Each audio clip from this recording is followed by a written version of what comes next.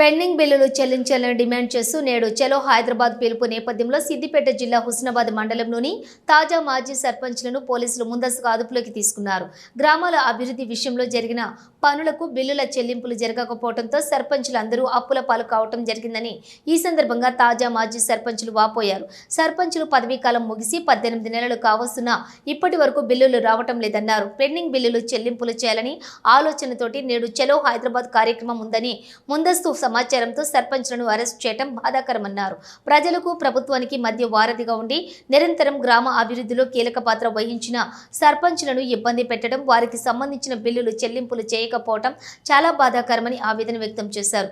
ఇప్పటికే ఎంతో మంది సర్పంచ్లు అప్పుల పాలే ఆత్మహత్యలు చేసుకోవడం జరిగిందని, ఇప్పటికైనా సర్పంచ్లు పెండింగ్ బిల్లులు చెల్లించాలని రాష్ట్ర ప్రభుత్వాన్ని కోరారు.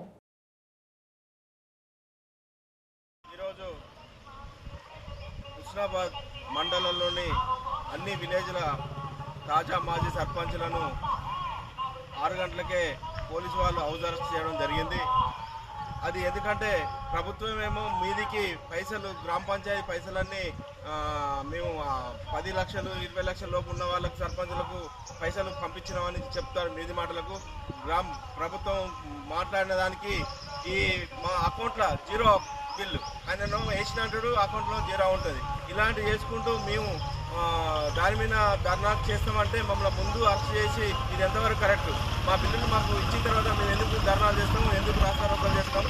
నేను తక్షణమే మా బిల్లులు ఎప్పుడే ఈ రోజు వరకు కూడా రాలేదు, కాబట్టి తక్షణమే బిల్లులు మాకు రిలీజ్ చేయాలని మేము సర్పంచులు అందరం డిమాండ్ చేస్తున్నాం.